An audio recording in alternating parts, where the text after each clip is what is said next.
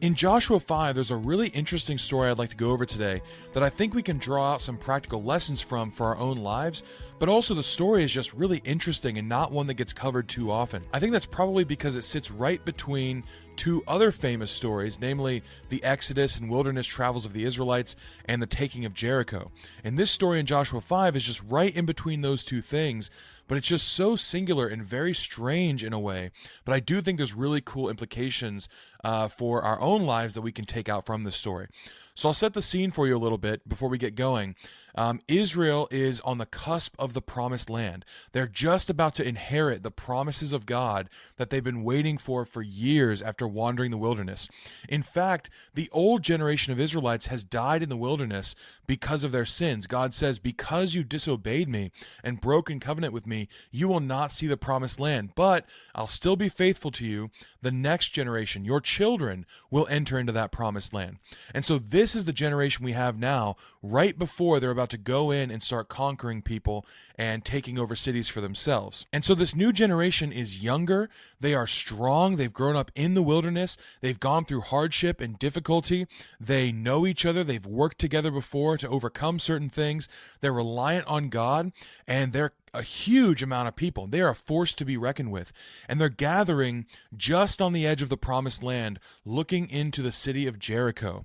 And they have a certain vitality about them that is seen by Jericho even from a long way away.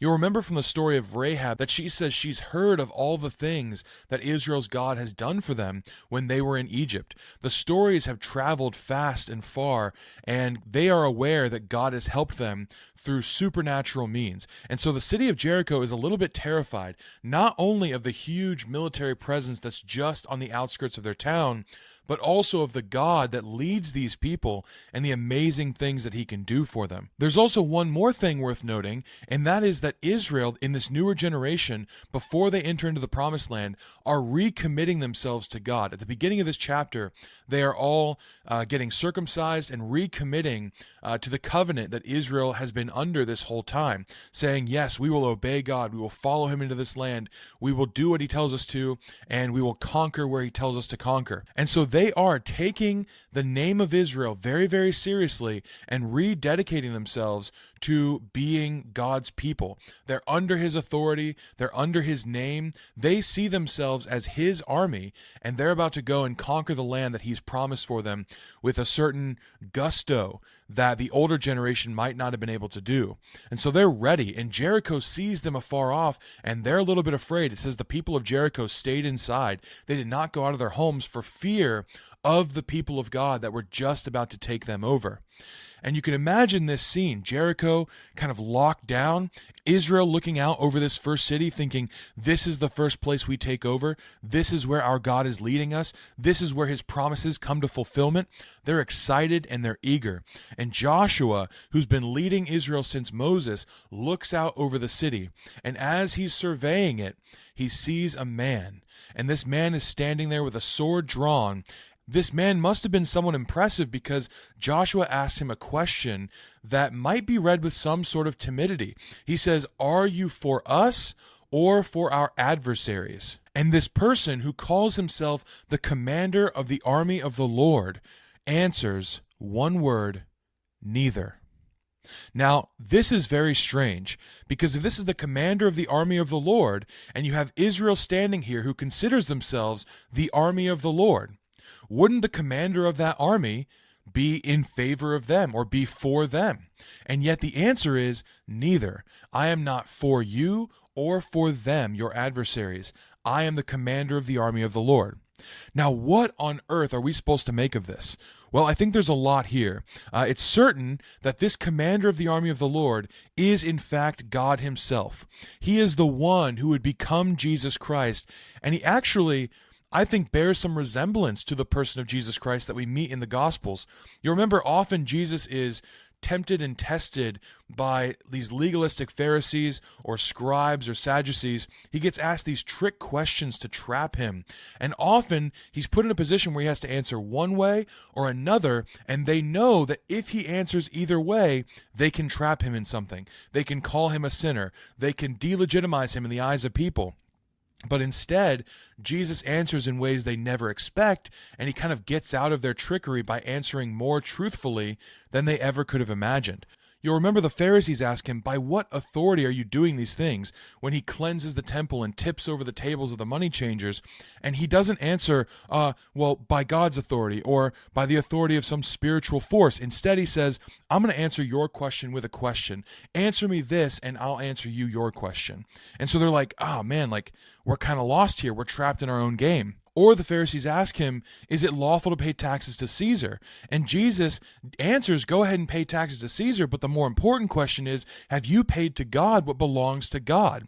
And again, the Pharisees are trapped in their own game. And so here Joshua asks a similar question, "Are you for us or for them, our adversaries?" And the commander of the Lord's army replies, "Neither." But this begs the question, how? How could the commander of the Lord's army not be for or with Israel? How is that possible? They're his promised people. They have just recommitted themselves to him. They're being directed by him. The following battle, in fact, is given into the hands of Israel. In the very next chapter, it says, "I've given this city over to you." So doesn't this mean that the commander of the Lord's army is, in fact, for Israel? Not in the way we might think. This is God. He has created all of mankind. He is working for and on behalf of all of us.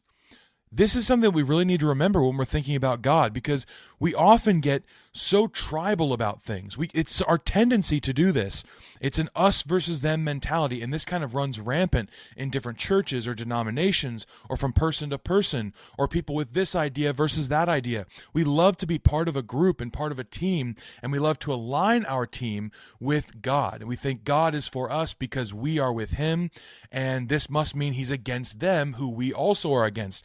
But this is not correct thinking. God, in his capacity as a military commander, does not position himself against the city of Jericho just because they don't belong to his chosen people.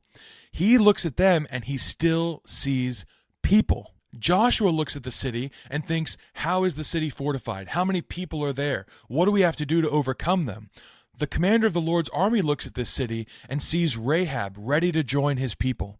He sees people that he desires to have a part of his family someday. He sees people that he formed in their mother's womb with love and consideration and care. And even in his deliverance of this city militarily over into the hands of Israel, he is not against them. Now, it's true, we do set ourselves against God with sin, but even in that, Jesus has proven that he was still for us, in that while we were still sinners, he died for all of us. In Matthew 16, there's a really interesting story where Jesus stands at a pagan temple at the outskirts of the borderlands of Israel and says that the gates of hell that he's literally standing in front of will not prevail against the church that he is sending forward in an offensive attack against it. The gates of hell, remember, it's not like, we read this scripture and we think, okay, the gates of hell won't prevail against God's people, won't prevail against the church, and so the gates of hell must be on the attack. But this doesn't make sense. The gates of any city are the defensive weapon, and he's saying, I'm sending you out against the gates of hell, and you are going to overcome them. It's a military offensive that he's sending his church on. These are military marching orders, and those that take up that call are led by that same commander of the army of the Lord. Warfare language throughout the Bible is used to depict the walk that Christians are on. As we go throughout this world, it's overrun by evil.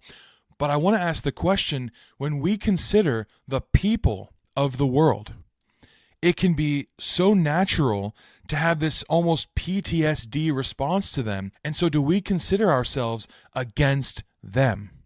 We're on the lookout for evil that might overtake us or harm those around us. We see evil and we think this is against the God that we love. This is in direct contradiction to his goodness and his love. We hate that. We want that evil to be gone. And so often we see the people that are doing evil and we turn them into the objects of our hatred rather than the objects of our pity. Now, yes, in reality, like in cases of people committing crimes or whatever, there are consequences that need to come with the sins that are committed. This is good. This is right. This sense of justice is a good thing. There's nothing wrong with that. But when we look at the world and consider ourselves soldiers under the authority of the commander of the Lord's army, if we were asked that same question that Joshua asked him, are you for God's people or are you for those in the world? How would we reply? It might be automatic that we answer, of course we're for God's people. Of course we're against the world, because the world stands for sin. It stands for evil. But this is not the answer our commander gave. We should not be so quick to reply either or. We're for them and against them, because the commander of the army we claim to be a part of answered Joshua in this same question with one word: neither.